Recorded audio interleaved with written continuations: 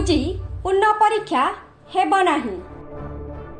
आवेदन खारज कले supreme court. व्यवस्थागत उल्लंघनर प्रमाण पाइले नाही खंडपीठ। नीट यूजी परीक्षा पुणी थरे हेब बोली जहा चर्चा चलीथिला सेथिरे पूर्णच्छेद टाणी देइछंती सुप्रीम कोर्ट। प्रश्नपत्र लीक नहीं व्यवस्थागत उल्लंघनर प्रमाण न मिलिथिबा बेले सुप्रीम कोर्ट सबु दिग को विचार करी पुनः परीक्षा आवेदन को खारज कर देइछंती।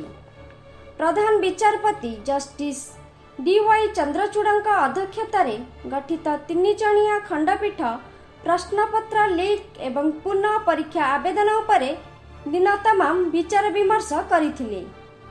शेषरे खंडपीठ जुक्ति दर्शाइथिले जे जदि पुनः परीक्षा हुए तेबे परीक्षा देइथिबा 24 लाख छात्र छात्रींक उपरे गंभीर प्रभाव पड़िबो। नेशनल टेस्टिंग एजेंसी बा एनटीए एवं मद्रास आईआईटी अनुष्ठान देइथिबा रिपोर्ट रे व्यापक स्तर रे कोनोसी पेपर लीक होई नाही बोली दर्शा जाइछि।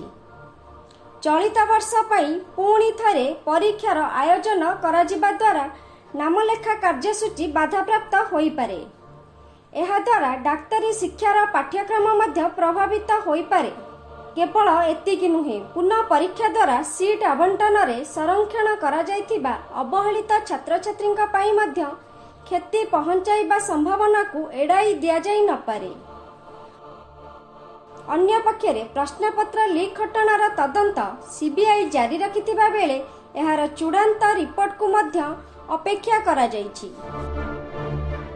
एसएमसीटी न्यूज नुआ दिल्ली।